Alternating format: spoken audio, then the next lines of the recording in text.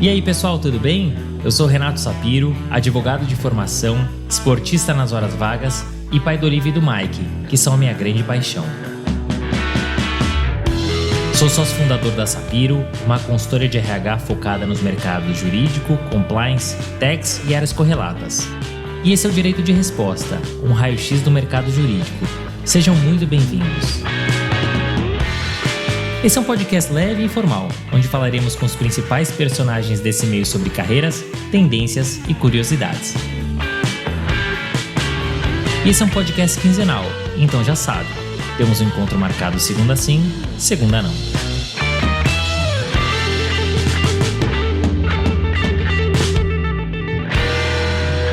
Maria Fernanda Rocha Barros, conhecida como Mafê, é uma líder global. E ao ouvir esse episódio, vocês entenderão o porquê. A trajetória da Mafê é a resposta para várias perguntas que temos sobre carreira. Nesse episódio, ao contar a sua história e trazer os bastidores, e olha que tiveram muitos, Mafê responde a perguntas como: existe um timing correto para fazer um LLM? E para migrar de escritório para empresa?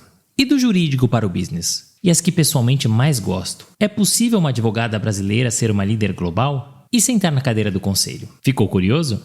Então aperte o play. Mafê é formada em Direito pela USP, tem um LLM e cursos executivos por Stanford, além de uma certificação em mercado financeiro pela FIA. Atua por renomados escritórios brasileiros e americano, pela multinacional AB InBev e atualmente é diretora global jurídica e de relações governamentais na Booking.com. Mas melhor que ouvir de mim? Vamos ouvir dela. Senhoras e senhores, estamos abrindo o episódio número 81 com Maria Fernanda Rocha Barros, mais conhecida como Mafê. Ela que é diretora jurídica de relações governamentais da Booking.com. Tem muita história legal para ela contar. Ela é advogada brasileira, americana, inglesa, enfim. Mas eu não vou dar muito mais teaser porque tem bastante coisa legal que ela vai trazer pra gente. Mafê, super obrigado por ter aceitado o nosso convite aqui do Direito de Resposta. Prazer enorme te receber. Muito obrigada e olha, parabéns pelo seu podcast.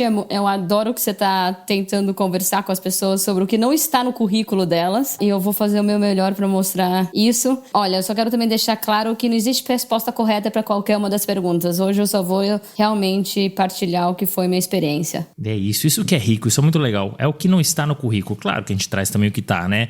Mas os bastidores, as histórias, os conselhos, né? Os atalhos que é o que eu brinco, né? Então vai ser muito legal te ajudar a contar um pouquinho da tua história. Mafê, a gente tem sempre a primeira pergunta clássica de planejamento de carreira, né? E você tem uma carreira que é sólida, mas ela é híbrida, né? Porque você tem passagens por renomados escritórios brasileiros, americano e importantes empresas globais. Essa trajetória mixada e internacional, ela foi planejada? Caso contrário, quais eram os seus outros objetivos? Olha, eu sabia que você ia fazer essa pergunta e mesmo assim eu não sei ainda como responder. E deixa eu explicar por quê. Eu sempre tive um plano. O que acontece é que esse plano mudou o tempo todo. Então eu sou uma pessoa que planeja muito, mas ele mudou muitas vezes. Então, lá atrás, quando eu estava fazendo o formulário da FUVEST, a minha grande dúvida era entre engenharia e direito. Uau! Eu me lembro de fazer o formulário inteiro, menos a carreira. E eu fiquei dias sem ter completado qual era a carreira. E a minha maior dúvida é porque eu gostava muito de história e de matemática. E eu tinha essa dúvida. E no final eu cheguei à conclusão que o direito era o mais lógico das humanas e que podia ser um meio caminho. Aí eu tinha 16 anos, né? Que a gente tem que decidir muito cedo no Brasil. E eu também tinha a inspiração do meu avô, porque o meu avô, Alberto Muniz da Rocha Barros, era professor de introdução ao estudo do direito na São Francisco, há muitos anos atrás, com Goffredo da Silva Teles, na matéria de IED.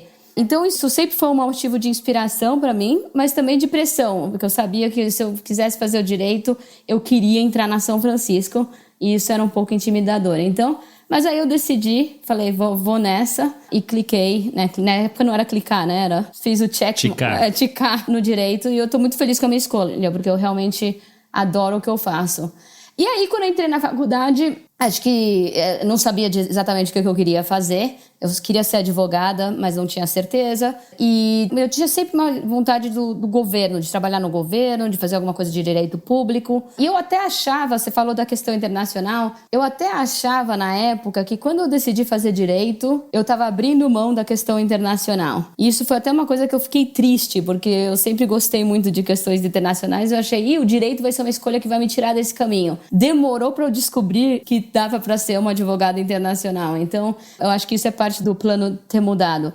E o meu primeiro emprego foi trabalhar, primeiro no departamento jurídico 11 de agosto. Queria dizer que foi uma experiência incrível. Eu, na verdade, carreguei meus 20 casos até eu ir para os Estados Unidos. Então, por mais de 5 anos, eu continuei com esses casos. E também trabalhei um pouquinho como conciliadora no juizado de pequenas causas. E aí decidi, em algum momento, que eu tinha que ir para um escritório, quando eu estava no 3º ano de faculdade. Aquela coisa que todo mundo fala, se você quiser ser efetivado, você tem que começar a trabalhar, né? E aí, o meu critério de escolha, eu vou confessar aqui uma coisa, foi que o escritório era na rua do meu namorado da época, que era na Alameda Santos, e era o Mota Fernandes Rocha. É meio piada, porque esse foi o critério para eu mandar o currículo, mas quando eu fui no escritório eu gostei muito das pessoas. Eu conheci o Michael Altich e a Cláudia Gottfried, que foram pessoas e chefes excelentes pra mim depois. E eu casei com aquele namorado, estou com 24 anos com ele. Então, claramente foi uma boa escolha. Boa decisão. Mas era o escritório do Luiz Leonardo Cantidiano, que foi diretor, na época já tinha sido diretor da CVM e depois virou presidente da CVM. E ele gostava muito do que fazia. E ele era uma pessoa muito legal, que realmente explicava as operações pra gente, dava acesso aos pareceres. E isso fez eu gostar muito de mercado de capitais. E aí, a minha jornada foi que no 5º ano de faculdade, eu gostei tanto que eu fiquei na dúvida se eu não queria ir pro lado do business, né? E aí eu decidi sair do escritório.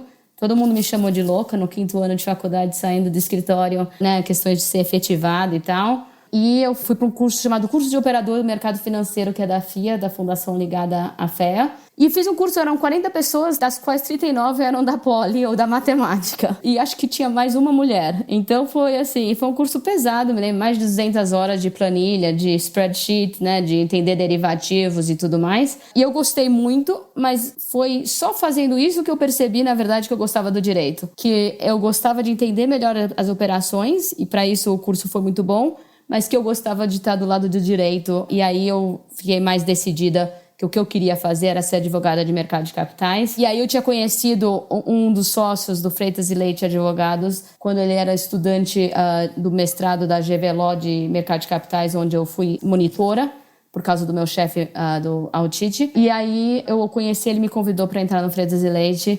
Então eu tive sorte, consegui um emprego, me contrataram sem eu ter sido estagiária como advogada júnior. E outra história curiosa que eu vou confessar aqui, eu estava tão desesperada para conseguir emprego que no primeiro dia eu perguntei qual era o meu salário, eu não fazia a menor ideia, eu não tinha perguntado. Mas a experiência foi ótima e aí eu comecei a ter mais certeza que o que eu queria mesmo era mercado de capitais. E o Michael Altich tinha me falado muito de fazer um LLM. E aí eu já estava também focada em tentar passar num LLM, querendo montar um currículo que me ajudasse a passar numa boa universidade americana. E aí eu comecei a fazer alguns concursos de monografia para também aumentar minhas chances. Então aí comecei a trabalhar e isso me levou para a carreira fora. Que depois deu mais uma virada que eu não esperava. Que bacana, hein, Mafê? No final do dia, foi planejamento sim, né? Mas diferente, talvez não de longo prazo ou conta-gotas, né? E eu gosto sempre de falar daquele discurso do Steve Jobs, né? Do Connecting the Dots. Você olha pra trás, no final do dia realmente foi planejado. Talvez a passos mais curtos, mas de alguma maneira teve um planejamento por trás. E que história bacana. Você inclusive citou o teu LLM, né? E você, enfim, foi fazer um LLM em Stanford, depois 2 cursos também executivos pela mesma universidade. Você já citou também esse curso bacana aí da FIA. O quanto todos esses cursos, LLM, os cursos executivos, né, esse de operador de mercado financeiro, te ajudaram no desenvolvimento da sua trajetória e até, posteriormente, na mudança para o ambiente corporativo. E eu sempre faço a mesma pergunta para a turma que faz LLM, até para ter a visão de todos, né? Você foi fazer LLM com 4 anos de formada. Você acha que você aprendeu ou aproveitou o máximo que você poderia? Ou se você pudesse voltar no tempo, você teria esperado um pouquinho mais para realizá-lo?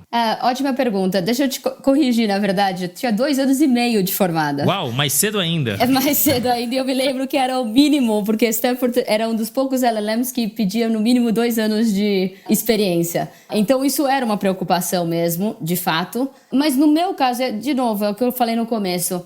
Eu acho que eu tenho que falar da minha experiência pessoal. Não existe resposta certa ou errada nisso.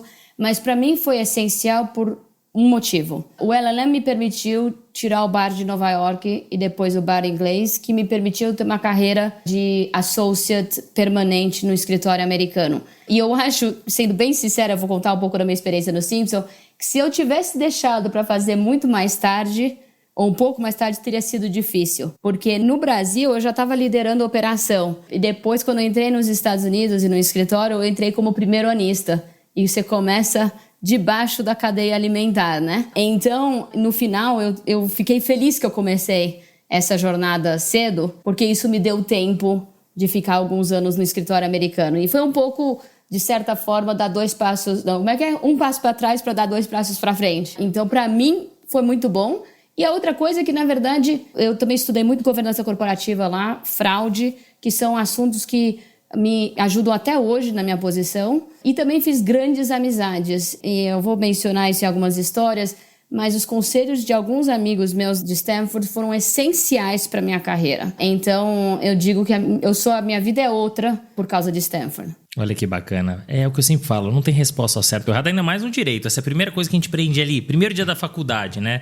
Isso aqui não é exatas, né? Então, não tem certo ou errado. E você está trazendo a tua experiência, né? E olha que bacana, você foi com 2 anos e meio de formada, super nova, e foi o que fez sentido para você. E você contou até, enfim, já entrou um pouco no Simpson Thacher, que é um escritório americano, onde você ficou por mais de 3 anos, né? Eu queria que você contasse um pouquinho dessa experiência no escritório e também em relação às diferenças culturais, porque você vem de um mercado brasileiro, se formou aqui, atuou em escritório brasileiro, de repente você vai para um escritório americano. O que muda na rotina, no dia a dia, na cultura? E ainda que você tenha passado no bar e posteriormente até no bar inglês, você sentiu algum tipo de preconceito por ser brasileira? Então deixa eu começar aí. Primeiro, como é que foi minha história do Simpson, né? Eu fui para os Estados Unidos para fazer o LLM. Inicialmente, o meu sonho era trabalhar na SEC e depois trabalhar na CVM. Então, é aquela história que eu falei. Eu tinha um plano, mas era um plano muito diferente. E a realidade é que eu não consegui trabalhar na SEC. E aí eu comecei a pensar, não, eu acho que ser advogada de mercado de capitais americano vai me dar uma visão de regulação americana muito intensa, muito boa. E eu também gostei muito do Silicon Valley. Eu estava namorando, né, o meu marido e depois de 6 meses eu falei para ele, João, eu gosto muito daqui, mas eu também gosto muito de você. O que a gente faz, né? E ele decidiu largar tudo e se mudou para os Estados Unidos também. E aí eu estava atrás de um emprego permanente. Eu já tinha uma oferta e tinha aceitado uma oferta para ser Foreign Associate no escritório por 1 ano e meio. E aí eu decidi que eu queria ser permanent. E a minha carreira nos Estados Unidos é diferente. O programa de Foreign Associate é diferente de permanent. Não é fácil você converter um para o outro. São raras as exceções, pelo menos na minha época. Então eu fui para a Job Fair de Nova York procurando emprego. E fui mandando currículo, não foi com recomendação. E eu tive muita sorte, porque foi antes da Lehman Brothers, né? Antes da crise. Eu estava 1 ano antes da crise. E eu me lembro que eu tinha 10 entrevistas, 2 só em escritório como permanent, e uma delas foi o Simpson. E eu tenho muita sorte que, na verdade, a advogada que me entrevistou, hoje ela é minha amiga, era uma estrangeira da Suíça. Então ela tinha uma cabeça aberta para estrangeiro, sabia que estrangeiro vinha com mais experiência. E por que foi bom para mim? É que tinha um lado bom disso, né? Então, começando, eu fiz parte dos treinamentos que os americanos fazem. A maioria era americano, né? Era uma classe de mais de 100 associates, né? Esses escritórios são imensos, dos quais 10 eram LLMs. E a gente fez toda a parte de treinamento junto e depois você faz a rotação. Então, você trabalha na área de private equity, na área de loans, crédito, na área de high yield, na área de mercado de capitais, de IPOs, de M&A. E você fica fazendo isso durante 2 anos e meio. Eu queria fazer esse programa. Então, esse é o lado bom. O lado ruim, ou mais difícil, é aquilo que eu falei. De liderar a operação, eu estava de novo fazendo due diligence e trabalhando 20 horas por dia, às vezes, né? Então, foi uma grande mudança na minha vida. Sobre a sua pergunta se eu senti preconceito, eu digo o seguinte, eu tinha uma insegurança se o meu inglês era bom o suficiente, igual o dos americanos, né? Especialmente o escrito. E eu ainda tinha sorte, porque eu nasci na Inglaterra. Eu morei na Inglaterra até os meus 5 anos de idade, antes de mudar para o Brasil. Mas ainda assim, eu não sentia que era a mesma coisa. Então, eu me preocupava muito com isso, talvez mais na minha cabeça do que na realidade, mas eu acho que os sócios também percebiam que a gente tinha mais experiência, os estrangeiros. E eu tive muita sorte de, aí, com isso, ter sócios que me deram operações americanas, né? Eu fiz muito trabalho para Toys R Us. Eu brinco até que eu tenho um pouco de cabelo branco por causa da Toys R Us, que era uma empresa que era muito endividada, para FedEx, enfim, foi muito legal. Mas eu não senti esse tipo de preconceito, mas sim, a jornada não é a mesma, diria. E é muito legal, Mafê, você contar isso, porque no último episódio a gente recebeu o Giovanni Loz, né, sócio do Matos Filho, que inclusive é teu amigo, estudou em Stanford contigo, e que tem uma trajetória, guardada as devidas proporções, parecida com a sua. E a resposta dele para a pergunta que eu fiz agora para você foi exatamente a mesma, em relação à insegurança de ser brasileiro. E acho que por conta disso, super se preparar para poder enfrentar os desafios, inclusive ele brincou ali de corrigir os americanos, né? Poxa, você vai corrigir, imagina um americano aqui corrigindo português de brasileiro. Mas muito interessante você contar. Agora, culturalmente, muda muito? Eu diria que eu tive que aprender a ler os americanos. Tem gente que fala, americano é muito direto. Comparado com o holandês, por exemplo, não é, né? Cultura é sempre uma questão relativa. E o que eu fui aprendendo um pouco era se, por exemplo, é um exemplo besta, mas se um americano fala, so your email is okay, quer dizer que ele não gostou. Se tá great, tá bom. E se tá excellent, aí que você fez o bom trabalho, entendeu? Ele tem um lado mais indireto também, e read the room, né? Ver como é que as pessoas estão reagindo na reunião, estão reagindo com o que você tá falando. Então, como toda a cultura, eu acho que é muito sobre observar. Eu diria que foi isso. Foi uma jornada para eu observar e aprender a ler os americanos. E aí adaptar também a comunicação direta, responder as perguntas, a coisa muito rápida, né? Mas, enfim, acho que isso é verdade para todas as culturas. E vai ser legal a gente contando a tua história, porque você realmente mudou várias vezes de cultura. Escritório para empresa, Brasil para os Estados Unidos para Holanda, enfim. Então tem muita coisa bacana aqui pra gente contar e como a cultura impacta. E eu acho que é isso mesmo, é você ler, você entender e você ser flexível também para se adaptar à cultura. Não adianta você querer ser apenas do seu jeito, né? Se você não se adaptar à cultura, você vai ter muita dificuldade, né? E me chama muito a atenção, Mafê, que em 2011, depois de 10 anos em escritório de advocacia, um pouco mais de 10 anos, veio seu primeiro desafio no ambiente corporativo, né? De cara numa empresa como a Bembev, que tem uma cultura muito própria e forte, né? É conhecida por isso, com uma rotina extremamente dinâmica e meritocrática. O que te fez abrir mão dessa carreira promissora, né? Simpson Thacher, você estava lá como permanent, estava crescendo, né? Então, por que você decidiu abrir mão dessa carreira e migrar para o corporativo? E na sua visão, tem um momento certo para fazer essa transição? Essa é uma pergunta que sempre me fazem e é de difícil resposta, né? Tem um momento certo de você sair do escritório e ir para a empresa? Na prática, o que mudou sua rotina dentro do ambiente corporativo? Que desafios você encontrou? E para fechar essa pergunta enorme, como é que você fez para se adaptar a esse novo ambiente, de novo, a uma cultura diferente? Tudo isso de forma muito breve, né? Porque você assumiu logo uma cadeira executiva e global. Então vamos lá, vou tentar cada uma dessas perguntas. A primeira pergunta, como eu fui parar lá, né? Eu sou bolsista da Fundação Estudar. E a Fundação Estudar faz uma coisa muito bacana que organiza cafés da manhã em Nova York para as pessoas que tiveram a bolsa. E era um café da manhã com o Jorge Paulo Lemann, com o Carlos Brito e com o chefe de RH, Cláudio Garcia. E eu tava, nesse momento, trabalhando naquelas operações malucas que eu mencionei, ficando até 4 da manhã, e eu me lembro que o café da manhã era 7 da manhã. E eu fiquei pensando, será que eu vou mesmo? Dormi 2 horas e vou nesse café. E eu decidi ir. Essas coincidências da vida, né? Podia ter acontecido que eu não tivesse ido. E aí eu fui nesse café da manhã, os conheci, a gente conhecia os outros bolsistas, e logo em seguida eles me escreveram falando que eu devia conhecer a Chief Legal Officer do grupo, que é uma pessoa chamada Sabina Chalmers. Ela era chefe do meu chefe e virou uma pessoa muito importante na minha carreira. Eu devo muito a Sabine. E o que aconteceu foi que eu a conheci, eu não tinha o menor interesse em ir in-house, nunca tinha pensado. O meu plano era ser sócio de escritório ou de repente ainda ir para o regulador.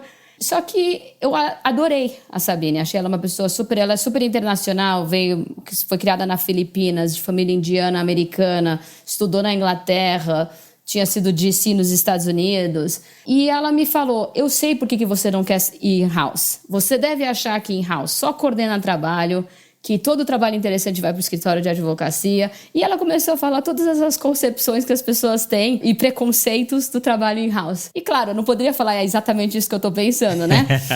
Mas ela foi rebatendo cada um desses pontos. Então, depois dessa conversa, eu saí vendida. Falei, nossa, eu quero trabalhar para essa mulher, não importa onde, quase, né? E foi a melhor decisão que eu fiz. Eu comecei, ela postou de mim cara, no sentido que eu tinha experiência com M&A, mas eu não era uma especialista em M&A. Para mim, a minha parte era toda de mercado de capitais. E eu virei a diretora jurídica a gerente jurídica, eu diria, para a melhor tradução, de M&A do grupo. E aí, o que a gente estava fazendo era aquisições na China, 4 a 5 aquisições na China por ano, aquisição do Grupo Modelo, que é a dona da cerveja Corona, e um monte de outras operações. E ela também me colocou responsável por todos os contratos internacionais de distribuição do grupo, que eram nos países onde não tinha uma cervejaria. Então, ou que a gente estava licenciando para alguém produzir a cerveja, ou vender a cerveja. Tudo completamente novo para mim, né? E eu me lembro que o choque inicial, eu me lembro direitinho, no meu primeiro dia, meu chefe, eu não tinha computador, não tinha BlackBerry, que eles não conseguiram pegar nada disso a tempo. Ele falou, entra nesse call, é um call no Vietnã,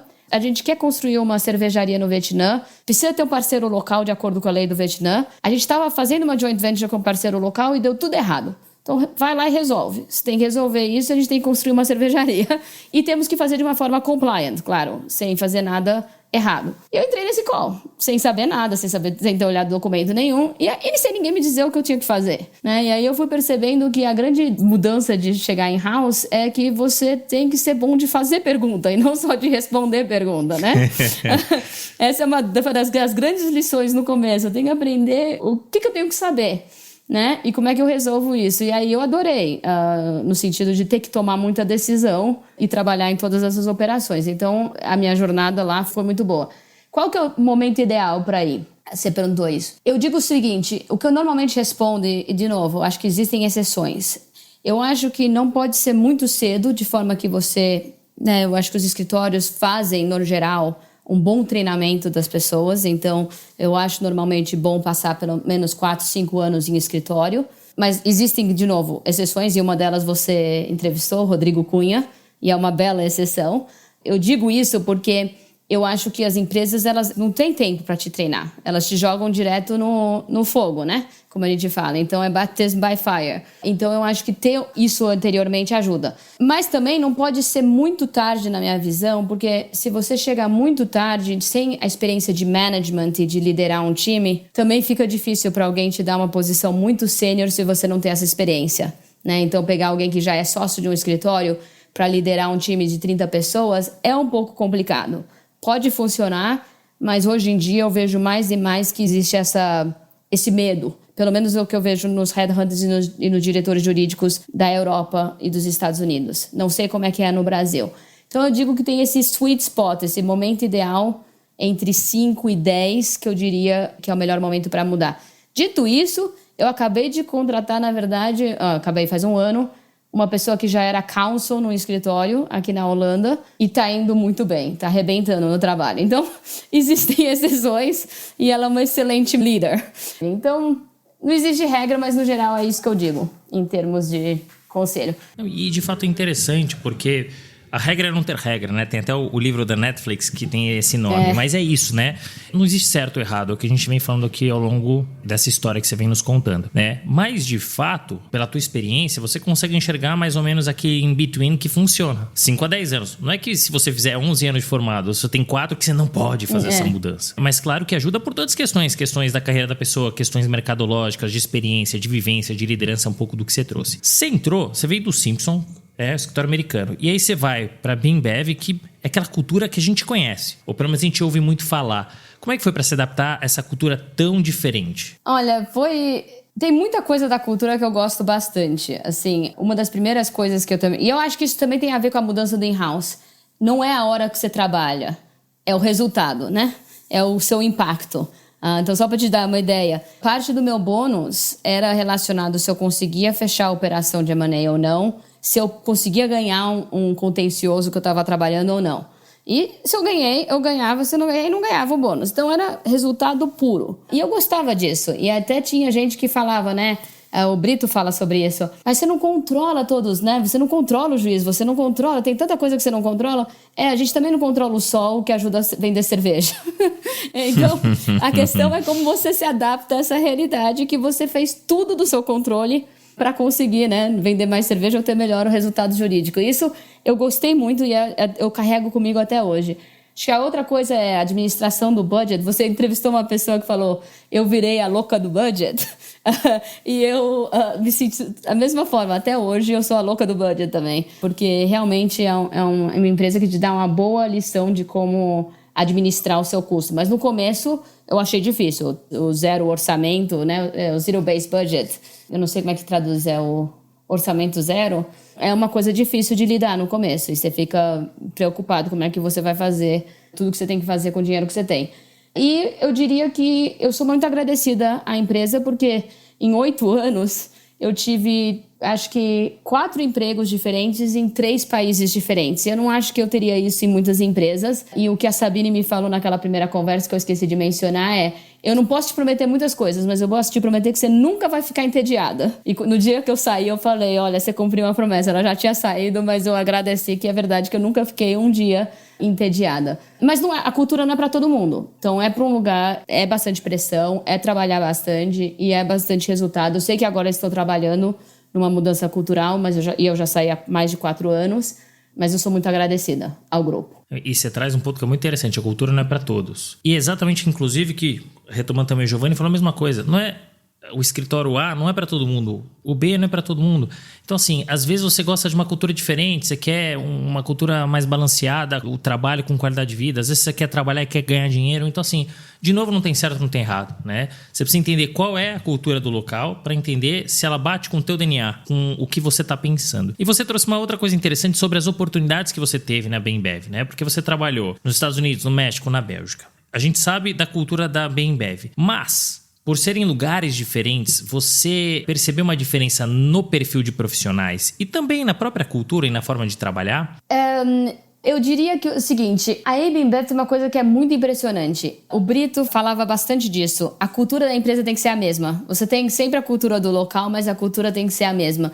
E você sentia isso. E eu vi de perto como é que isso era operacionalizado. Então, só para contar rapidinho, uma das grandes coisas que eu trabalhei foi a aquisição do Grupo Modelo, né, da produtora da Corona, que foi um deal muito difícil, porque o governo americano chegou a processar a empresa para tentar parar a transação. Então, o Departamento de Justiça americano fez isso. E aí a gente teve que reformar a operação e conseguir fechar a operação de uma forma que eles aceitassem. E a gente chegou no México com a figura de um monitor trustee, ou seja, a gente tinha que cumprir com esse acordo que a gente tinha feito com o governo americano e tinha que fazer uma série de coisas na forma que o México operava, né? Que é a operação. E, em cima disso, você acabou de fazer uma aquisição, né? E a empresa tinha sua própria cultura anterior. A Ambev, acho que é conhecida por vender os assets que não são os principais da empresa, né? Então, a gente chegou, tinha que vender um time de futebol, 2 times de beisebol, um monte de avião, um monte de helicóptero, porque a empresa não é hierárquica, né? Então, todas essas coisas foram embora. E fazer as pessoas também gostarem disso, né? E de quererem ser parte desse novo grupo. E isso não é fácil. Como mudança não é fácil. Foi um trabalho de integração. E o que eu fiquei muito impressionada foi o quão é muito bem executada a integração da Bembev. Tem uma pessoa chamada Sandro Leite que fez um monte das integrações deles, que é ele é literalmente um rocket scientist, ele foi um rocket scientist e ele é um brasileiro que faz um excelente trabalho. Eu trabalhei muito com ele nisso. E eu acho que a parte de cultural era o presidente da época, que era o Ricardo Tadeu, ele fazia café da manhã, almoço e jantar com os funcionários. E ficava vendo quais eram as preocupações das pessoas. E fez isso, juro, acho que por 1 ano, essas 3 refeições. Então, com isso, eles conseguiam muito rapidamente fazer as pessoas entenderem a cultura. E claro, tem gente que gosta e tem gente que não gosta. Aí, do ponto de vista da minha experiência, eu errei bastante lidando no México, assim. Eu acho que eu estava numa circunstância bastante única, mas eu lembro que o meu chefe na época era um chefe americano e ele perguntava para mim: como é que foi a reunião, Maria? E eu falava: me pergunta daqui a 3 semanas, que eu não sei. E o motivo disso é porque na reunião ninguém discordava de mim. Eu falava: vamos fazer isso, vamos fazer aquilo. Aí depois de 3 semanas eu tinha uma reunião para ver. E aí, gente, como é que a gente tá? Onde é que a gente tá nesse assunto? Então, Maria, a gente acha que a sua ideia não é muito boa. Assim, tudo bem, mas por que vocês não me falaram isso 3 semanas atrás, né? Então demorava para conseguir tirar a informação e eles, né, uma cultura muito, tá me fugindo a palavra, elegante, que não quer ter briga, né? Então eles demoram você tem que criar o ambiente para que eles se sentam à vontade de te dizer o que eles não estavam gostando. E a outra coisa que eu percebia é que toda reunião que eu pedia para acontecer, vinham 10 pessoas, porque um era responsável por uma coisa, outro era responsável por outra, e eu queria dizer que a responsabilidade era muito diluída. Comecei a perceber isso, eu comecei a não marcar mais reunião, aparecendo de surpresa na mesa das pessoas, né? Então, e começava a conversar para tentar entender o que estava acontecendo. Então, eu errei bastante na parte cultural, mas foi muito interessante, muito engrandecedor. E na Europa, é difícil dizer que, né, porque depois do México eu fui mudada para a Europa e fui trabalhar na Bélgica. Na Bélgica eu fiquei responsável pelo que eles chamam do Global Procurement Office. Então é o office que faz todas as compras, mais de 30 bilhões de dólares de compras do grupo na época. E de novo fazendo os contratos internacionais, e depois eu virei diretora jurídica da Europa. E esse ambiente era um ambiente muito internacional. Aí começou a parte de lidar com um monte de nacionalidade, não só uma nacionalidade, e com gente de países como Rússia, Turquia, França, Itália, Espanha. Então é difícil fazer qualquer comentário genérico, porque são muito diferentes, né? E aí volta aquele ponto anterior que a gente estava conversando de realmente reparar nas diferenças. E tem um livro muito bacana, não sei se foi traduzido para o português, é da mesma pessoa que escreveu o livro da Netflix, que chama The Culture Map. Eu acho que é o mapa cultural que compara as várias culturas e a experiência que ela teve de trabalhar com executivos de vários lugares. Então eu recomendo muito porque realmente... Eu queria que nessa época o livro existisse e não existia. Eles até facilitaria. Ela até trabalhou com a Heineken quando a Heineken comprou a cervejaria no México. E muitas das coisas que ela fala é o que eu tive experiência também. Uau, mas veja como a cultura ela impacta, né? Quer dizer, você tem uma cultura única da tua empresa, aí você vai lá adquirir outra no México, né? Aí você tem a cultura mexicana, aí você tem a cultura da outra empresa, você tem que trazer para tua cultura, aí você vai negociar. Aí você vai negociar com o russo, com o indiano, com o chinês, com o americano, cada um de um jeito. Imagine o grau de complexidade, né? Porque você tem toda a metodologia da negociação, mas não basta, né? Porque você tem que, de alguma maneira, ajustar essa metodologia para cada localidade. Então, imagino a complexidade, mas ao mesmo tempo quão desafiador é. E aí, depois de 4 anos de desafios na Bembev, vem o convite para Booking.com. E aí, uma outra mudança e tanto, né? Mudar de país, cargo, cultura, mercado, nacionalidade, empresa. O que te chamou a atenção nesse convite, né? Porque lá atrás você não queria fazer a mudança para o corporativo. Aí você foi convencida, né, entre aspas, e se apaixonou. Tava super bem em várias oportunidades. Veio o convite da Booking.com. O que te chamou a atenção? E que impactos que tiveram na tua vida pessoal e profissional? Que desafios você encontrou lá? E, por favor, se puder, conta um pouquinho de como é que é a rotina da empresa e como é a sua rotina dentro da empresa. Tá ótimo. Deixa eu só voltar um pouquinho. Eu tava no role de procurement, né, que eu falei. E aí, depois eu virei diretora jurídica. Então, eu só quero contar uma coisa aqui. Eu sei que você gosta dos causos, né? Sempre. Até esse momento, eu administrava 2 pessoas quando eu fazia a parte de todos os contratos de procurement. E de um dia pra noite...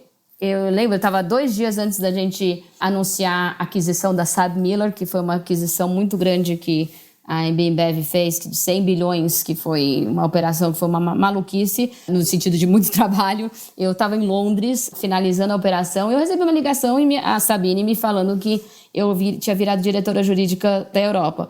E eu quase caí da cadeira, não, literalmente. E eu tomei um susto, eu não imaginava, porque eu só administrava 2 pessoas. Eu não tinha nenhuma experiência em relações governamentais e esse novo time era um time de mais de 80 pessoas em 10 países e com não só legal, mas relações governamentais, comunicação, então a comunicação externa da empresa, segurança e ESG, CSR na época a gente chamava.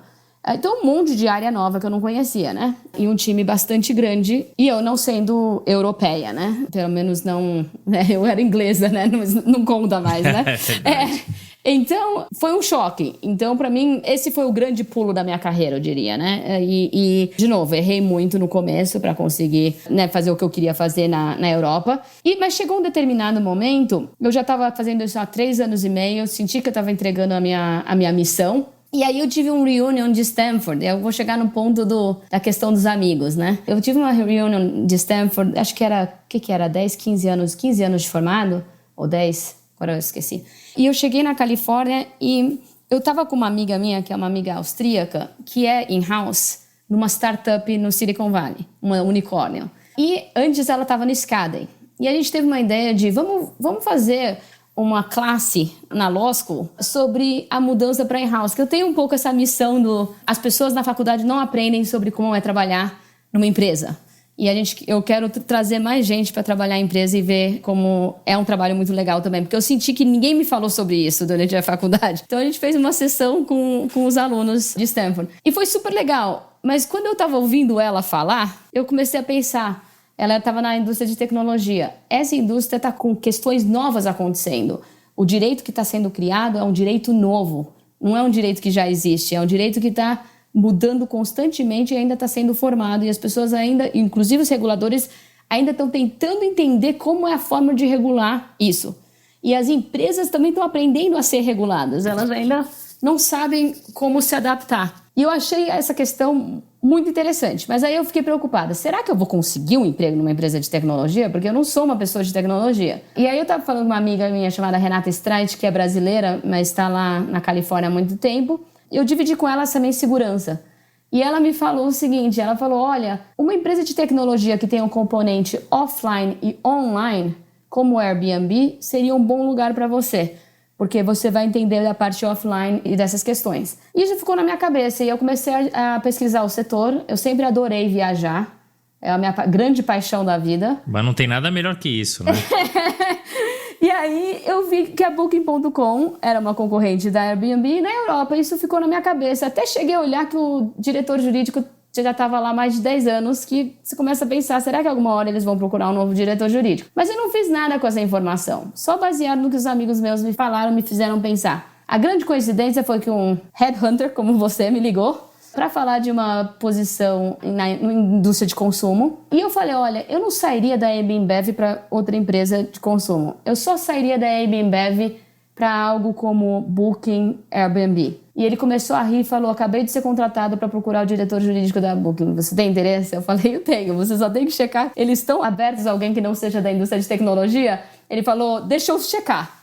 Aí ele me falou, checou e tudo, enfim, aí começou o processo, eu cheguei até meio tarde no processo, mas foi essa a minha história. Eu digo, eu tive muita sorte na minha carreira e essa foi uma delas. Que bacana, é isso que é importante. Eu sempre falo, olha, esteja aberto a conversar, independentemente do teu momento profissional. Aliás, melhor você estar aberto a conversar quando você está num bom momento profissional. E olha só, a pessoa te ligou, o headhunter te ligou para uma posição, você falou, mas peraí, mas beleza, eu tô aberto, mas eu queria isso aqui. E tava à mão, né? E aí você migrou para Booking e, de fato, uma empresa com um perfil diferente, né? Com uma cultura diferente, de um país diferente, né? Como é que foi toda essa adaptação? Como é que ela impactou não só na tua vida profissional, mas também na vida pessoal? E como é que é a tua rotina lá? Eu concordo com você. Um dos conselhos que eu sempre falo para as pessoas é que ninguém lê o seu pensamento. Se você tem um interesse em alguma coisa, fale.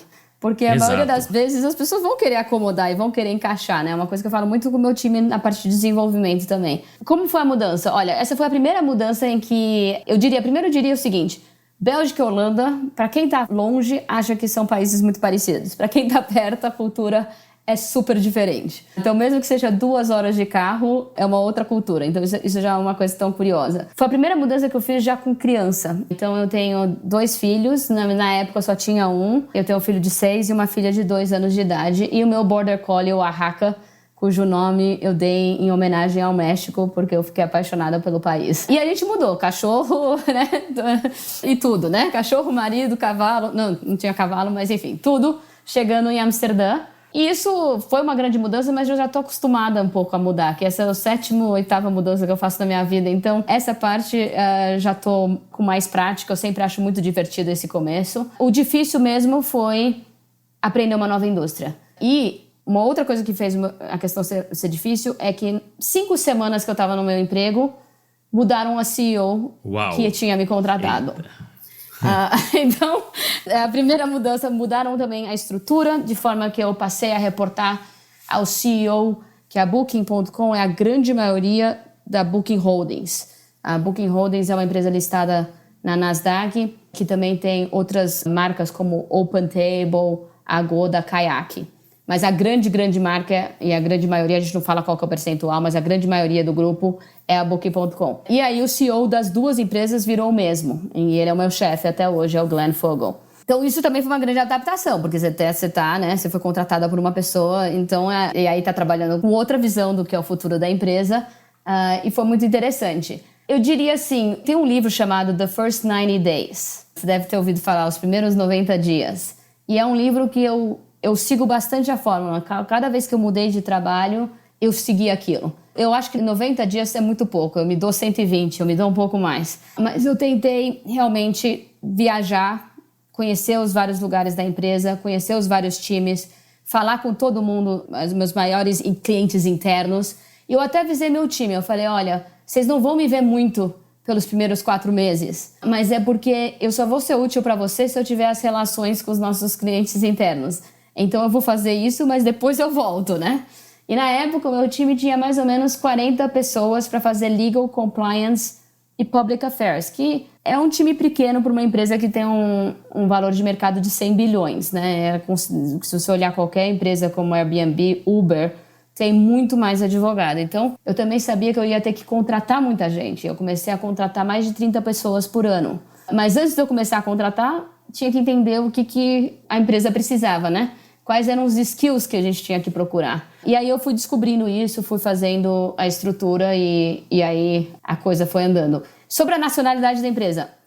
É uma empresa holandesa, é uma das empresas mais antigas de internet, que foi criada 25 anos atrás. E tem algo bastante holandês nela no sentido de ser tudo por consenso. É uma empresa muito colaboradora e que gosta de tomar decisões em grupo. Que é bom na maioria das vezes, mas também tem os seus lados negativos em alguns momentos.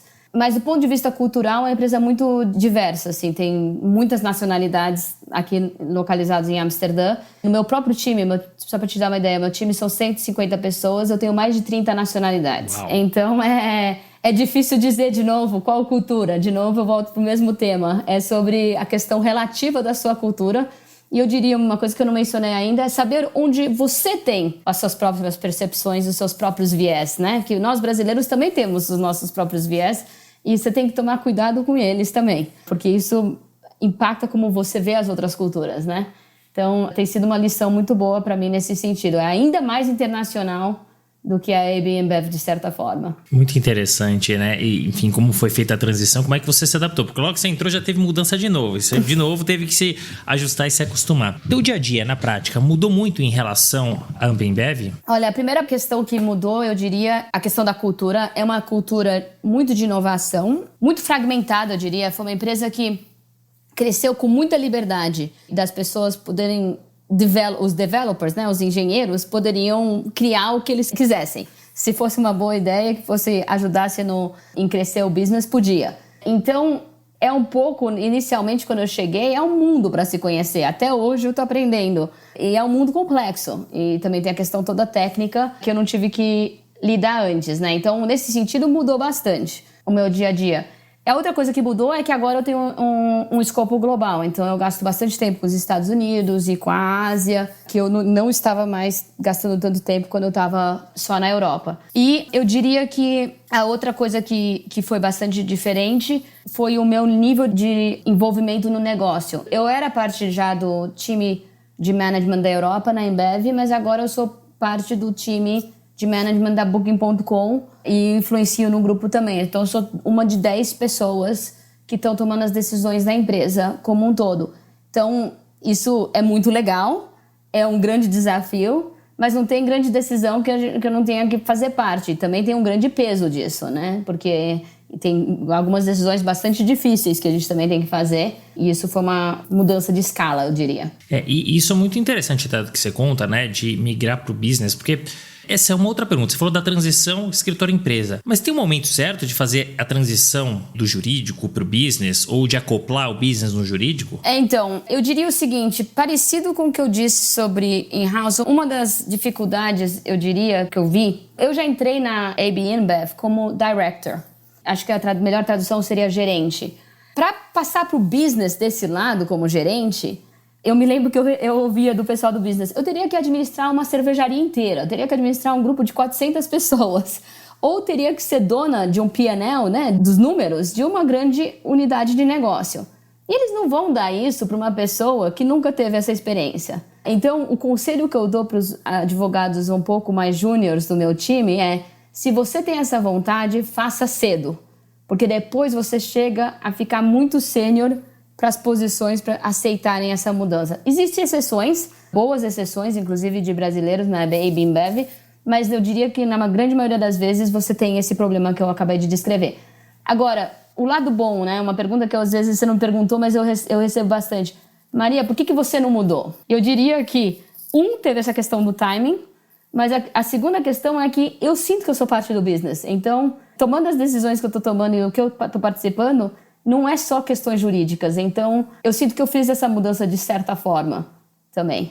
Não, e de fato, né? Porque até me corrija se eu estiver errado, mas na Bembev você sentava na cadeira do conselho. E agora na Booking.com você lida com o conselho. E isso chama atenção, porque se você pegar mundo afora, não é sempre, infelizmente, que o profissional do direito ele se relaciona tão próximo ou senta com o conselho. Isso vem mudando bastante, ainda bem, porque tem que mudar mesmo, né?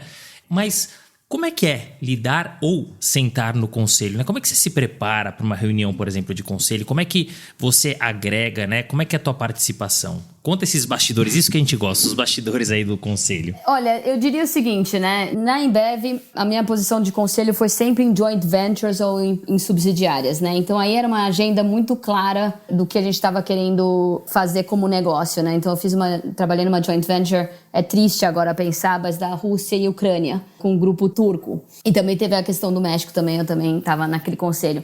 Então eu vou falar um pouco mais sobre a questão de como é hoje, né? Hoje eu lido com o conselho da Booking Holdings, que é nos Estados Unidos. O jeito que eu me preparo, a questão que eu mais falo com o conselho é sobre as relações governamentais. Tem tanta coisa acontecendo nesse momento na indústria de tecnologia, né? Que agora a indústria de tecnologia está ficando muito mais regulada, especialmente para os grandes players, e a Booking cai nessa categoria, que eu tenho que conversar e explicar como isso impacta a estratégia da empresa e o que a empresa tem que fazer para se adaptar a essa nova realidade. Tem um livro que me impactou muito, que eu li antes de entrar na Booking, que eu recomendo para todo mundo, que é Tools and Weapons, do Brad Smith, que é um livro sobre a jornada da Microsoft e como ele, tendo sido o diretor jurídico da Microsoft, mudou a estratégia de estar sempre brigando com o governo e tendo casos litigiosos com o governo para uma função mais colaboradora. Agora, claro, eles estão de novo com umas brigas por causa da aquisição que eles acabaram de fazer, mas é muito interessante ler como ele pensou essa estratégia. E eu quero trazer esse tipo de pensamento para o board. Então, como eu me preparo? Olha, eu penso com o meu time quais são as questões mais importantes que o board saiba, como é que vai impactar a estratégia da empresa. A gente prepara o que a gente vai falar e se prepara para todas as possíveis perguntas e alinha também com as pessoas mais importantes que vão estar naquela reunião, por exemplo, o CEO, para ele não ser surpreendido com certas opiniões que vão ser feitas. E também eu falo, olha, se me perguntarem isso, eu vou responder dessa forma, se me perguntarem aquilo, eu vou fazer dessa forma. E em alguns casos, a gente até avisa alguns board members antes do que vai ser dito para que eles digiram a informação, façam a digestão daquela informação antes de chegar o momento, né? Então, tem todo um ritual aí, mas o que eu aprendi mesmo é se preparar, como tudo nessa vida. Não, mas é muito interessante. Eu me lembro que eu li o filme do CEO da Disney, que se aposentou e voltou agora, né? E é muito interessante porque ele foi contando a trajetória dele até o momento que ele chegou no conselho e primeira vez, assim, como ele ficou surpreso e até assustado, e depois como ele foi entendendo o modus operandi do conselho, quão importante ele era se preparar, enfim, foi muito interessante, né? E vai um pouco em linha com o que você está trazendo. E a linha cultural também, Renato, só para te contar. Por exemplo, no México, eu percebi que não importava tanto a reunião do conselho, o que importava era o jantar na noite anterior. Era lá que todas as conversas aconteciam. E na Turquia, de certa forma, parecido também. Então aí eu comecei a chegar sempre a tempo para o jantar, pensar quais eram os pontos que eu queria fazer no jantar, não beber no jantar, para estar pronta para isso. Então também tem a questão cultural, ela volta nesse momento também. Mas são as minúcias, né? E aí você vai entendendo como é que funciona mesmo, como funciona a cabeça de cada membro do conselho. Você precisa entender. Muitas vezes você vai voltar sobre algum assunto, e se você quer colocar aquele assunto em pauta, né? Se você quer passar aquilo, você precisa entender como funciona a cabeça. Mas me chama muito a atenção porque você falou da parte de HelGov, né? Das relações institucionais e governamentais, que estão hoje na sua aba, né, que você cuida também. E aí, duas perguntas me surgem aqui. Primeiro, por que a gente vê cada vez mais essa área inserida dentro do departamento jurídico? E segundo, como fazer para se relacionar com os órgãos governamentais sem misturar questões políticas, né? A gente fala isso muito do Brasil, enfim, por conta do momento que a gente está vendo, mas também mundo afora.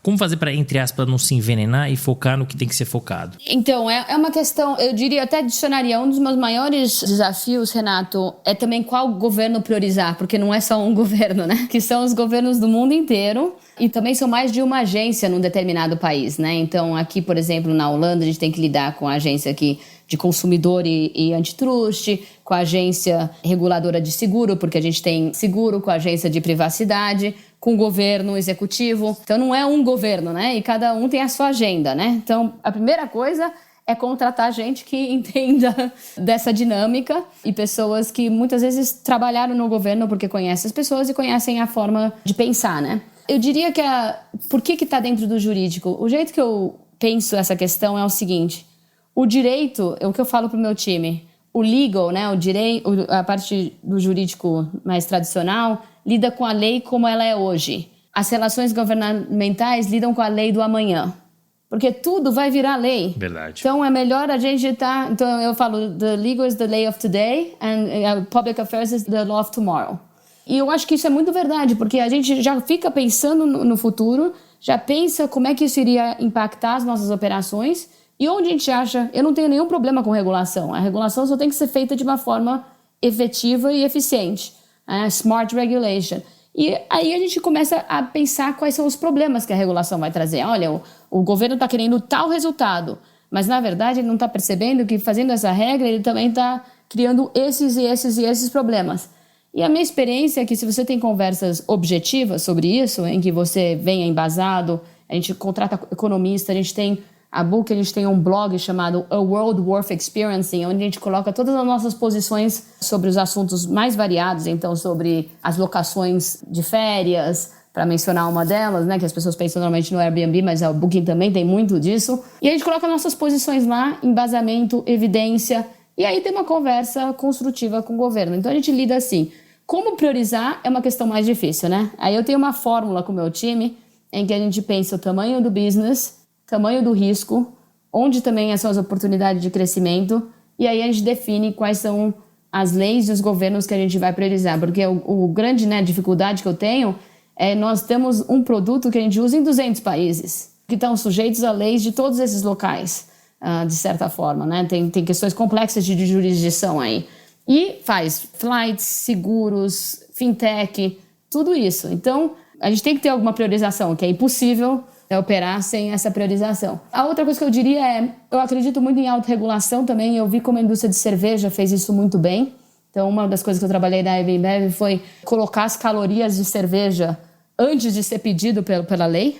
Então, na Europa, a gente começou a colocar as calorias antes, que foi muito bem. Foi algo que os reguladores gostaram muito, as associações de consumidores gostaram muito, os consumidores gostaram e a gente só... E, sinceramente, é um diferencial em relação às spirits, né? Como é que chama? Né? A aguardente. Vodka, etc. São destilados. Destilados. E mesmo para a indústria de vinho isso é complexo, porque a quantidade de ingredientes no vinho é mais do que as pessoas imaginam. Então, eu vi como você pode ter uma estratégia que atenda aos vários interesses e não necessariamente isso tem que vir de regulação. Pode vir de autorregulação, que é um discurso agora que está muito vivo nesse momento em relação à inteligência artificial.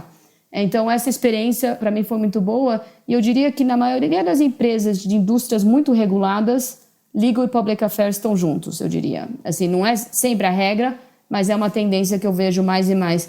E, do ponto de vista para o profissional, eu acho que é uma ótima experiência, porque é parecido, né? Tem uma conexão com o direito, mas é diferente. E também é uma coisa que faz você pensar muito nas questões de ESG, né? De crescimento sustentável. Então, me dá muita satisfação pessoal, profissional, trabalhar nessa área. Então, é algo que eu recomendo muito para as pessoas também. E eu achei muito interessante o que você colocou, porque eu sempre pensei muito nessa questão, né? Por que estão juntas as áreas? Eu até fui almoçar esse final de semana com o Gustavo Bassos, que é VP da Nestlé, inclusive tive a oportunidade de entrevistá-lo aqui para o podcast. Eu perguntei isso para ele. E ele também comentou, enfim, com outras palavras, mas que as áreas deveriam andar lado a lado. Mas eu nunca tinha pensado, Mafê, nessa história do jurídico... o que já tem de lei, né? E Helgov é o que terá, né? E faz muito sentido mesmo. Então foi muito legal ouvir um pouquinho do porquê né? E como é que funciona essa rotina. Mas vem falando de todas as suas mudanças. E a mudança para Booking.com foi uma mudança importante. E é uma empresa de tech, mas que tem como pano de fundo o turismo. Você entrou em 2019.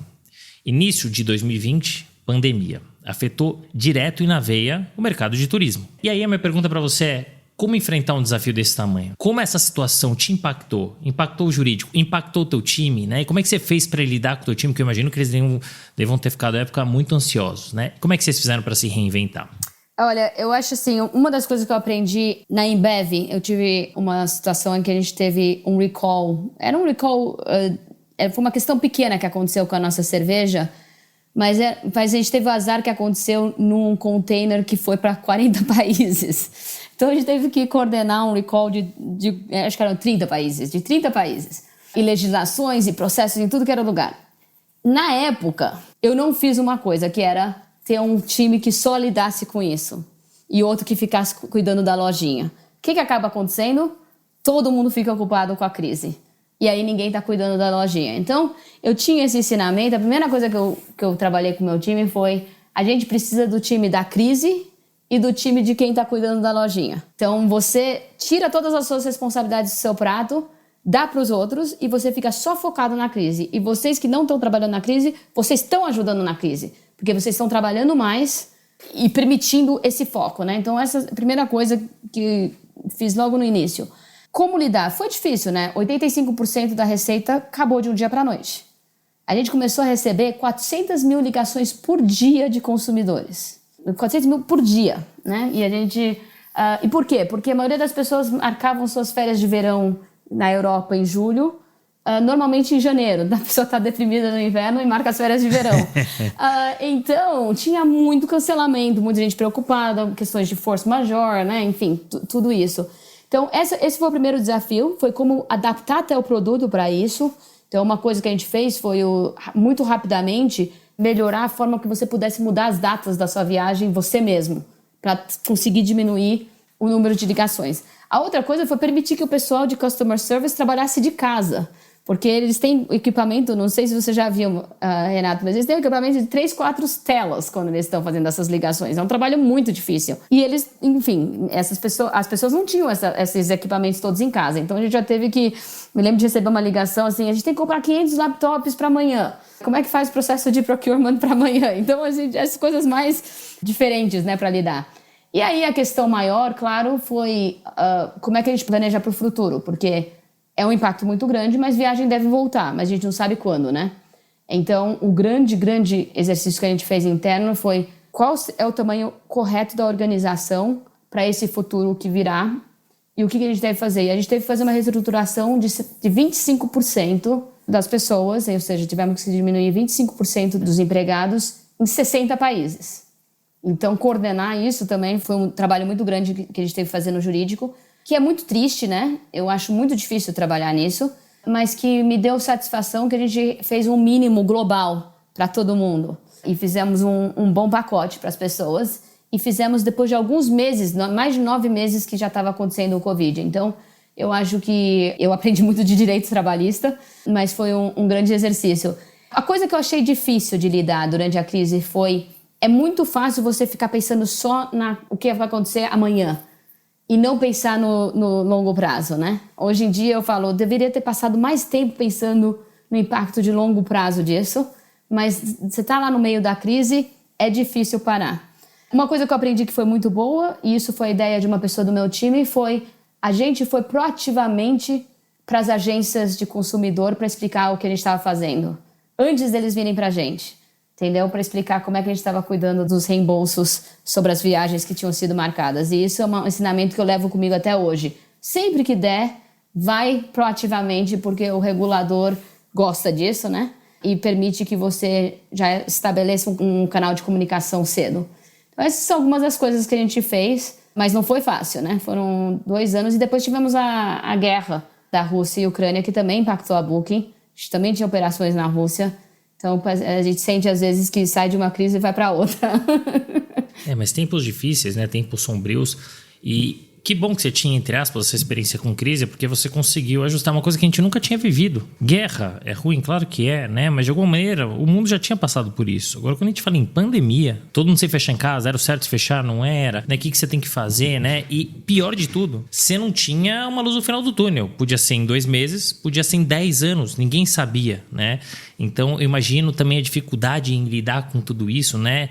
e principalmente como gerir a empresa, gerir o time, né? E você também vem falando muito de gestão. Gestão é um tema que eu queria falar com você, porque você tem um time gigantesco, né? Você está falando de 150 profissionais e mundo afora, o que você falou, né? Mais de 30 nacionalidades. Mas Fê, como é que você faz para liderar um time desse porte e com profissionais com culturas tão diferentes? Especialmente, acho que é importante falar, levando em consideração que skills de gestão não são ensinados na faculdade de Direito. Como é que você se preparou para isso? E o que você considera fundamental para que um líder tenha sucesso ainda mais nesse ambiente de alta performance? E para fechar, como é exercer uma função de liderança fora do seu país de origem? Como isso é visto pelos estrangeiros, especialmente esses liderados? Ainda que você seja, e acho que vale a pena a gente trazer, uma profissional multipremiada, você ganhou 3 vezes o GC Power List de Benelux da Legal 500. Então, se você puder contar aí um pouquinho desse popurrí todo, vai ser ótimo. Olha, como você se prepara, né? É uma coisa difícil mesmo. O que eu fiz, pessoalmente, de novo, só fazendo a minha experiência, eu não fiz muitos cursos. Deveria ter feito, mas não aconteceu, né? Existem muitos cursos de liderança por aí, eu recomendo que as pessoas façam. Infelizmente, eu não tive essa oportunidade. Como eu falei, eu fui de 2 para 85 e não tive essa oportunidade. Mas o que eu fiz foi, eu li bastante. Eu fui atrás de Harvard Business Review, lendo artigos, lendo livros que as pessoas me recomendavam, conversando com pessoas, né? Eu tive excelentes chefes na minha vida na AB InBev, em que eu explicava para eles algumas das questões que eu tinha e eles me davam excelentes conselhos. Muito feedback, e eu queria mencionar isso. Eu acho que você tem que criar o ambiente para que as pessoas tenham coragem de dar feedback, né? Especialmente, eu gosto muito de feedback de quem reporta para mim. Então, uma das formas que eu tento fazer isso é... Eu acho que é muito importante ter autoconhecimento em gestão.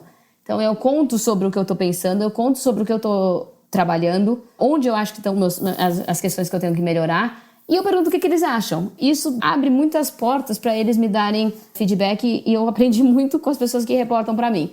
Uma coisa que eu penso muito também é a questão de liderança em 3 níveis. Então, uma das coisas que eu falo para as pessoas que reportam direto para mim, e eu diria que esse é o meu segredo, eu consegui um time de liderança do jurídico muito bom, tenho um time de 8 pessoas que reportam para mim, que são excelentes, eu contratei a maioria deles, e quem eu não contratei eu teria contratado, mas o que eu falo para eles é, você tem 3 empregos, você não tem só um.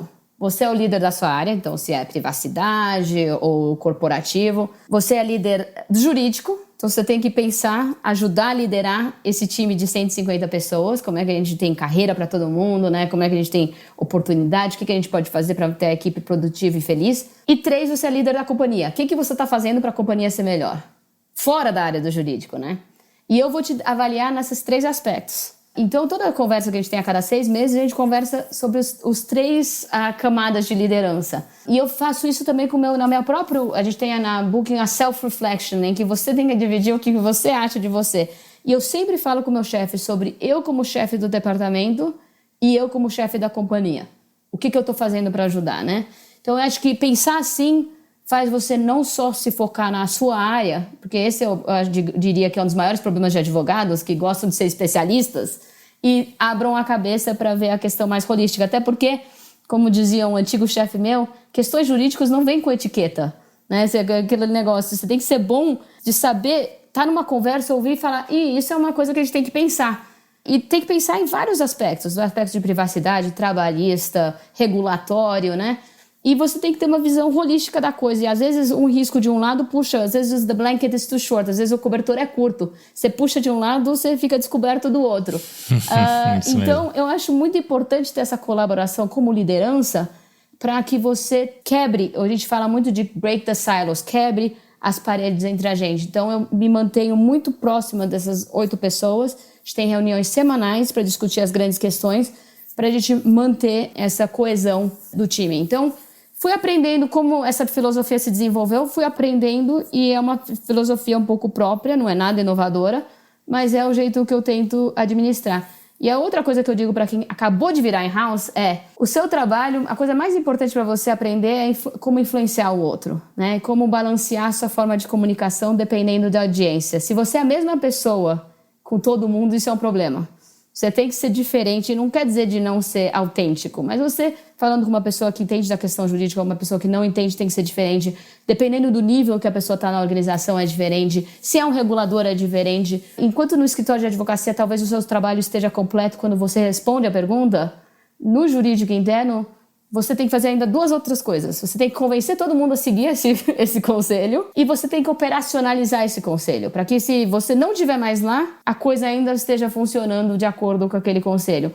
Esses são 2 skills que você só aprende fazendo, né?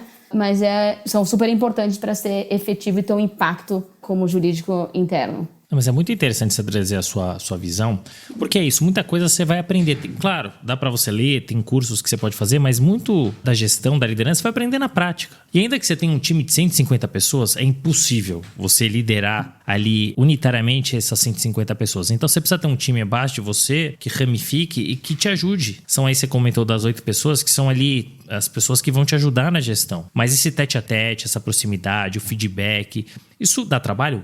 Muito. Toma tempo? Demais, mas é absolutamente necessário, né? Senão você não tem uma gestão, uma liderança efetiva, né? Como a que você tem. E você enfim, a gente vai falando bastante da sua trajetória, falou das várias mudanças, como você teve que se adaptar, etc.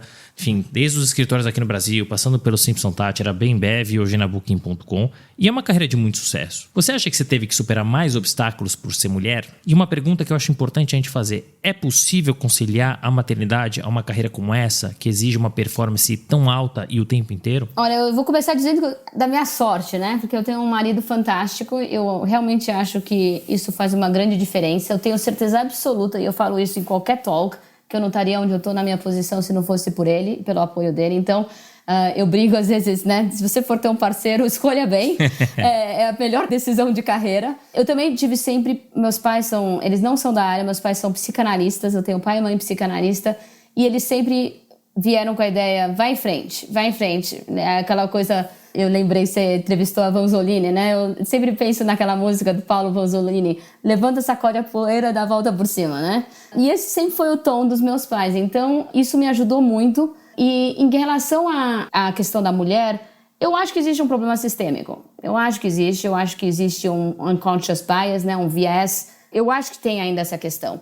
E eu batalho todo dia em relação a isso. Então, uma das coisas que a gente fez recentemente na Booking foi dar licença paternidade e maternidade a mesma para homem e para mulher e estimular, porque ainda tem estigma, muitas vezes, de homem tirar, né? E eu acho que isso é um problema. Então, eu acho que a gente tem que ter gente dando exemplo para suas equipes e encorajando isso, porque eu realmente só acho que a mulher vai ser tratada da mesma forma quando o homem tiver o mesmo tratamento, né? Então, eu realmente acredito nisso. E não é só questão da mulher também, né? Eu sou sponsor dos empregados, dos Black Employees da Booking, e eu acho que também tem questões muito sistêmicas nisso. E um projeto que a gente trabalhou recentemente agora na Booking é de identificação self-ID, que a gente chama, as pessoas se identificarem, porque você não pode track, né, a raça, a questão étnica, mas você pede para as pessoas te darem a informação voluntariamente, e aí a gente pode medir e pensar e entender o que está acontecendo, né? Como diz o clichê, what you don't measure, you don't manage, né? O que você não mede,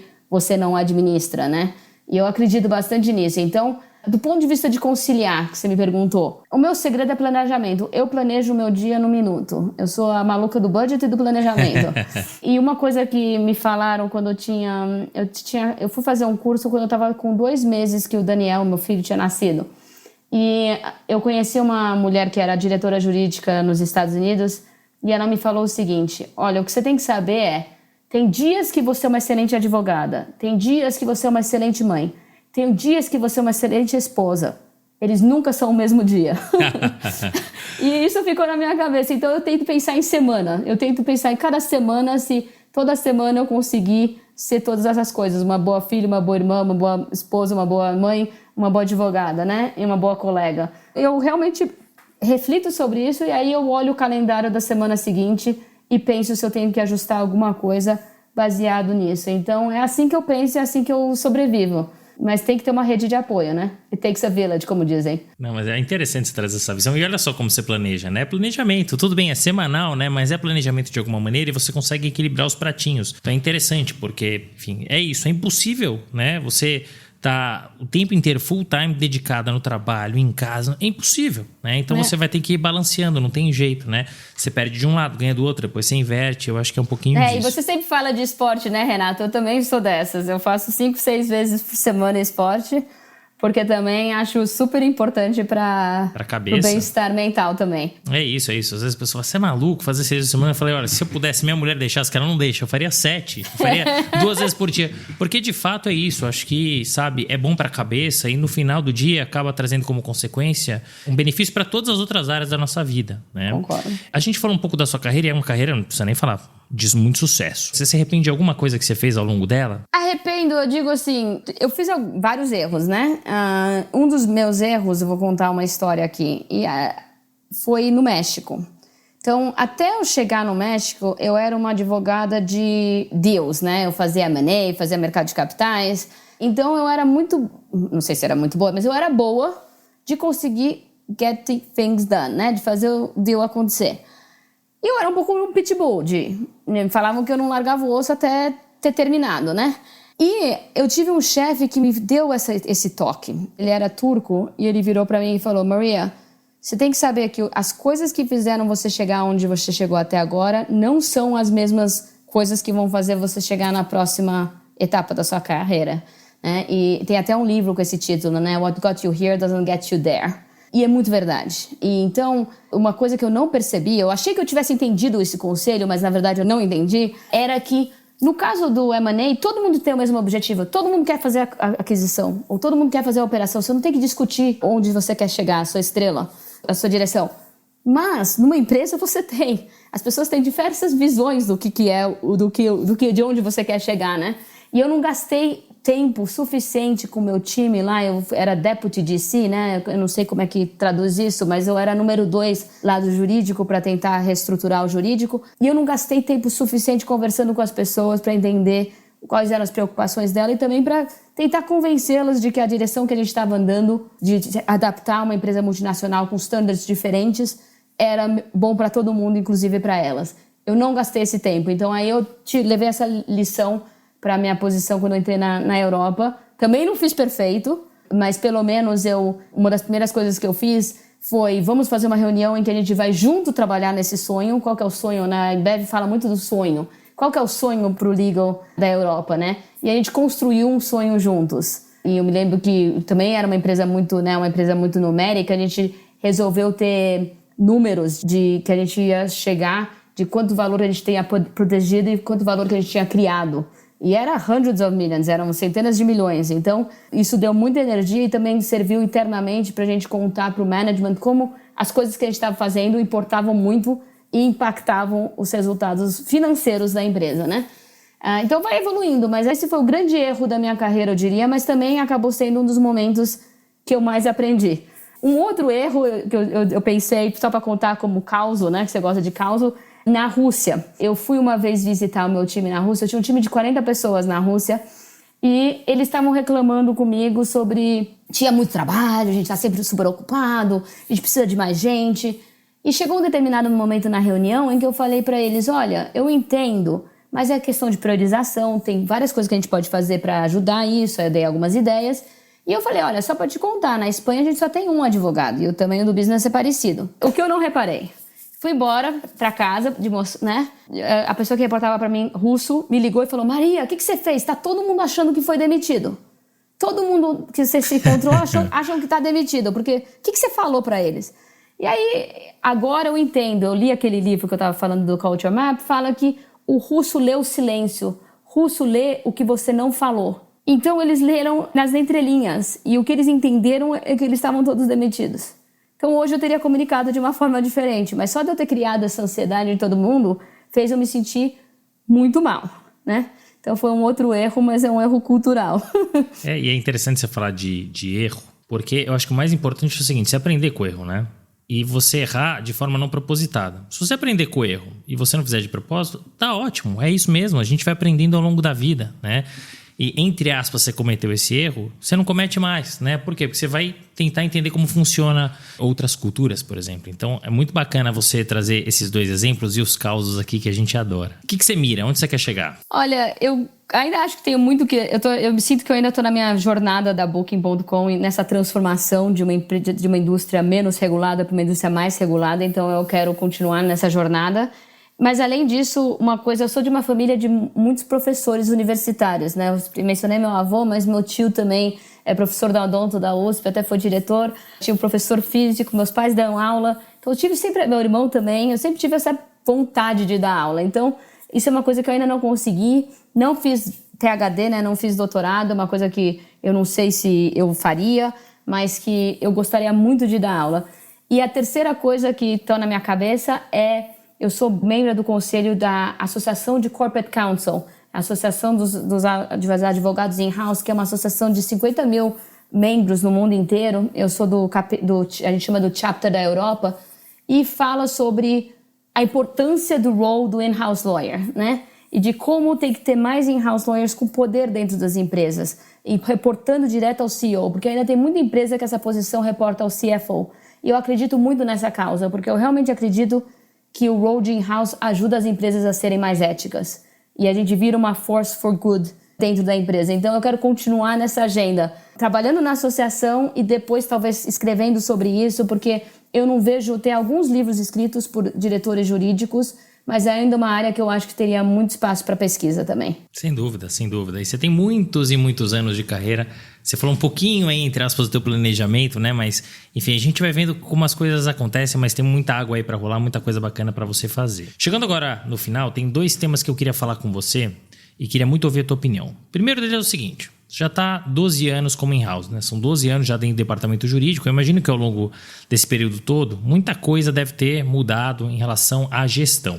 Então eu queria te ouvir um pouquinho sobre as grandes mudanças e os impactos ao longo desses 12 anos, mas também eu queria ouvir um pouquinho, e é uma pergunta que sempre surge aqui, né? Um pouco sobre a tua visão em relação aos escritórios de advocacia, né? Como você escolhe esses escritórios? E mudou um pouquinho o formato ao longo desses 12 anos? Se você puder trazer alguns conselhos para esses escritórios que se interessam, né, em atender as empresas, especialmente Booking.com, qual é o grande diferencial?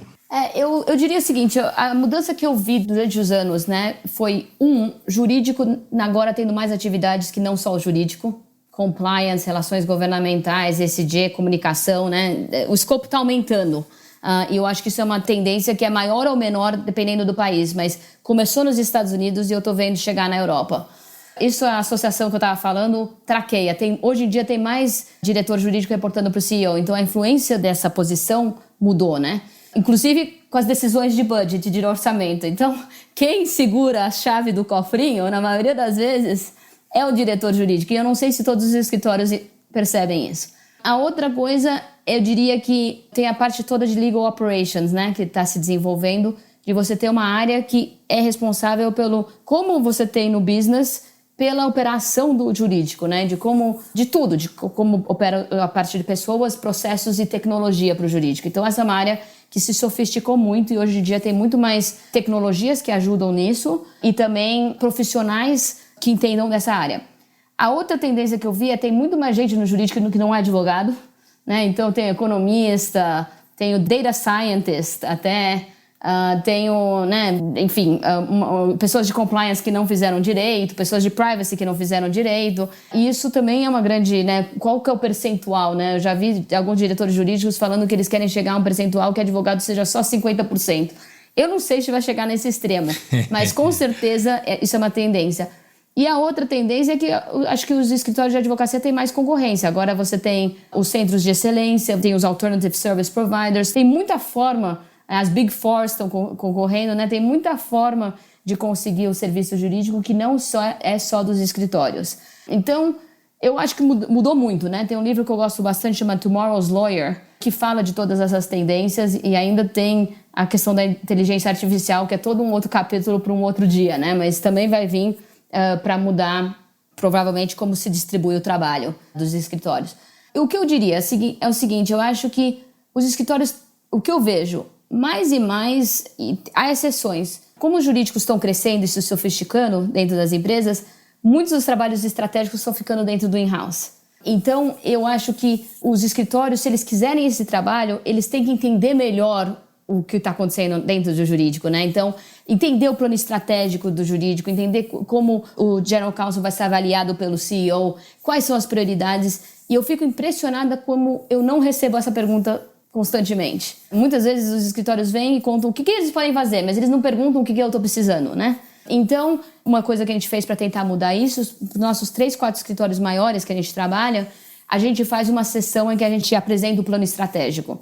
E, por favor, não cobre por essa sessão, né? Porque o escritório que cobre por isso também, eu acho que está pensando, né, no curto prazo, não no longo. E eu também diria que não poderia não deixar de mencionar que eu acho que tem ainda muito o que ser feito para alinhar os incentivos. Eu acho que o sistema só baseado em horas, como forma de compensação, está ultrapassado. Eu acho que os escritórios têm que ser mais criativos, até para alinhar os incentivos com as empresas. Eu não sou avaliada baseada nas horas que eu trabalho. Então, os incentivos estão muito diferentes. Eu acho que, às vezes, a ineficiência é premiada, que eu acho uma maluquice. Então, eu diria que os escritórios também têm que ser mais criativos na forma de preço fixo ou outras formas mesmo de success fees nos países que isso é permitido para conseguir alinhar melhor esses incentivos. Então, o meu conselho é entender, ouvir o plano jurídico, dar insights também de como outros jurídicos estão operando, porque isso é o que o escritório poderia trazer e muitas vezes não traz. Ser mais flexível na forma de cobrança, ter times diversos, né? Do mesmo jeito que o jurídico está ficando mais diverso, os escritórios também têm que virar mais diversos. E, infelizmente, os escritórios não estão muito bem nisso, com algumas exceções.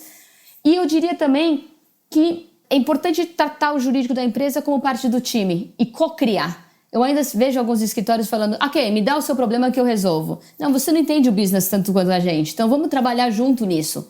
Acabou aquele momento que era, olha, eu te dou o memo, você prepara e você depois traz para mim. A gente tem que cozinhar isso junto. E, de novo, eu nem sempre vejo isso dos escritórios. E o último ponto que eu queria fazer é, eu acho que tem que entender a cultura da empresa. Algumas empresas querem um memorando bonitinho do escritório para deixar na gaveta, para caso tenha algum dia um problema, poder mostrar, olha, tem uma opinião aqui do Pinheiro Neto que dizia que o que a gente estava fazendo estava correto. Outros querem um e-mail de 3 bullet points, né, de 3 pontos, direto ao ponto, sem nenhuma análise. Qual empresa e qual cultura que é diferente. A Booking, por exemplo, as pessoas têm bastante paciência para ler coisa. Eu não posso vir e responder uma coisa com 3 palavras. Eles querem um pouco mais de detalhe. Não querem um memorando, mas querem um pouco mais de detalhe. Então é importante ter essa conversa com o seu cliente, que isso não é óbvio, não é todo mundo igual. É muito legal você trazer não só a evolução do departamento jurídico, né, e como ele mudou ao longo desses anos, mas como o escritório, como o departamento enxerga os escritórios, né? E principalmente a tua visão. Porque isso é uma coisa que muita gente pergunta. Poxa, quando você vai entrevistar alguém lá do corporativo, pergunta o que é importante. Então foi muito legal todos os conselhos que você trouxe. E eu acho que todos são importantes, mas essa história de se enxergar como um time único e de entender a cultura para quem você está prestando serviço, eu acho que eles são cruciais. E é o que vai fazer diferença mesmo. Porque você fala, não, o jurídico hoje está muito moderno, é só bullet points. Não necessariamente, né? O que você falou, tem jurídico que vai querer alguma coisa mais robusta e vice-versa, né? Então, obrigado por dividir com a gente. E eu sei, agora a gente vai entrar numa polêmica, eu sei que inteligência artificial, Mafê, se a gente for se aprofundar, a gente vai ficar aqui 2 horas. Eu queria mesmo a tua visão, né? Tecnologia, inovação, inteligência artificial, tudo vem acelerando, né, nos últimos anos. Inerentemente isso vai trazer um impacto para o mundo, para a sociedade e, claro, para o mercado jurídico, né? Então existe muito essa preocupação das pessoas. Queria enxergar, né, ter a tua visão sobre o tema, né? Como é que você acha que vai ser esse impacto em relação a tudo isso que eu trouxe? Eu acho que o impacto vai ser diferente dependendo de que área a pessoa trabalha, né? Eu acho que ainda não se sabe muito, né? Mas, por exemplo, eu vejo que Allen & Overy, por exemplo, já está usando a AI internamente, né? Então, eu vejo que os próprios escritórios estão tentando mudar para ter isso. Eu diria que certos trabalhos de baixa complexidade vão ser feitos por AI e já são feitos, né? Tem muita revisão de contrato que já acontece com modelos de machine learning. E eu acho isso bom. Para mim, eu acho isso bem-vindo, porque isso vai salvar muito tempo de advogado nas coisas de menor complexidade e gastar mais tempo nas questões de maior complexidade, né? E todo jurídico está muito ocupado, né? Se você vê, ainda tem grandes níveis de burnout, de pessoas muito cansadas, trabalhando muito, porque não para, né? Você está sempre com muita gente atrás de você, né? Então, para mim, eu acho isso tudo bem-vindo, porque eu acho que a parte que vai requerer mais pensar, fazer o judgment, né, de decidir de decidir os prós e contras de uma certa operação, ou se você vai lançar um produto em 60 países, como é que você vai fazer para ajustar o produto para diminuir a complexidade e ao mesmo tempo ser um produto compliant. Tudo isso a machine learning não vai conseguir fazer, pelo menos não agora nos próximos 50 anos. Eu acho que vai demorar muito para chegar nesse nível de sofisticação. E eu acho que esse pedaço vai ficar sempre interno ou com escritórios de advocacia que se adaptarem. Então, eu digo para o meu time não se preocupar e manter a cabeça aberta para toda a eficiência que isso pode trazer. E aí tem um outro lado da questão. AI também vai trazer muito trabalho para o jurídico por outro ponto de vista, né? Porque também as questões jurídicas são muito complicadas. Então, agora a Europa está decidindo como é que vai regular AI, os Estados Unidos também. Então, tem muito trabalho para o meu time para decidir como é que a gente vai se adaptar a essas regulações. Também tem a questão de relações governamentais disso. E tem toda essa parte de produtividade, né? Hoje em dia, só para dar um exemplo, Renato, não sei se você ouviu, né? O Zoom está falando que quer sumarizar as conversas e fazer lições, to-do list depois que você teve uma conversa. Isso para advogado, especialmente para advogados que trabalham em contencioso, parece o pesadelo, né? Todas as conversas agora da empresa vão ser gravadas e vão ser minutadas por uma máquina, né? E aí o que você faz como jurídico? Você permite, você não permite, você permite em quais condições?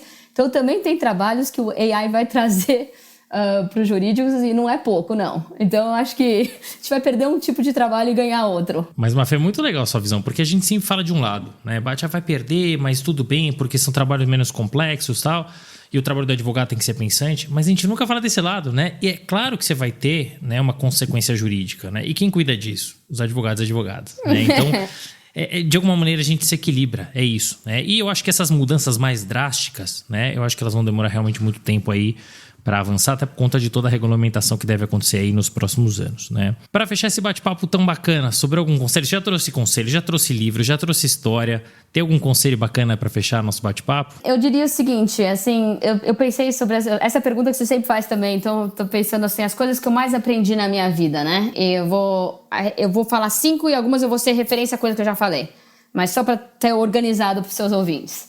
1, preste atenção onde você tá, com quem que você tá falando, e adapte o seu estilo de comunicação a isso. Não seja a mesma pessoa. Balance your style, né? Desculpa também para os seus ouvintes por eu falar inglês.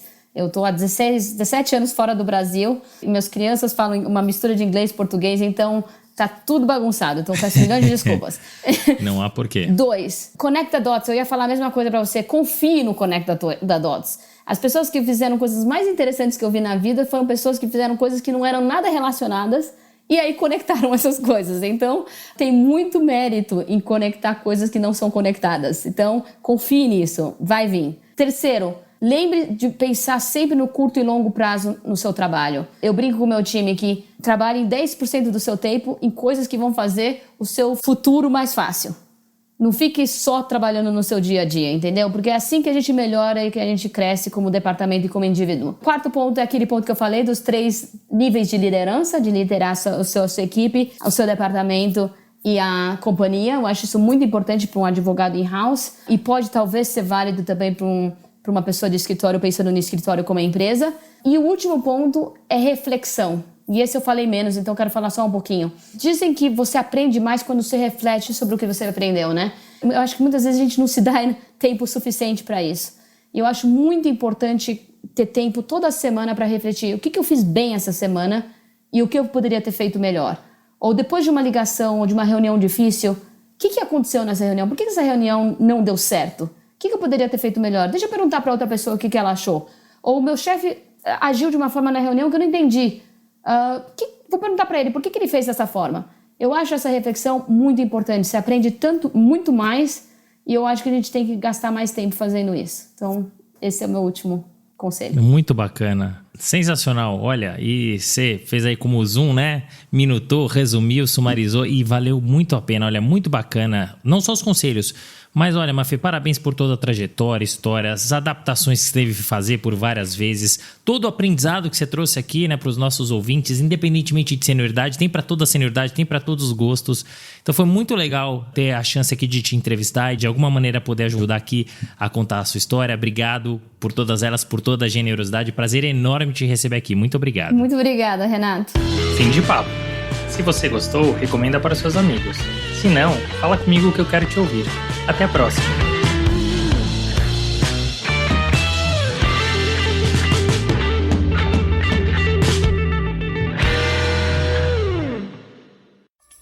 Uma produção, voz e conteúdo.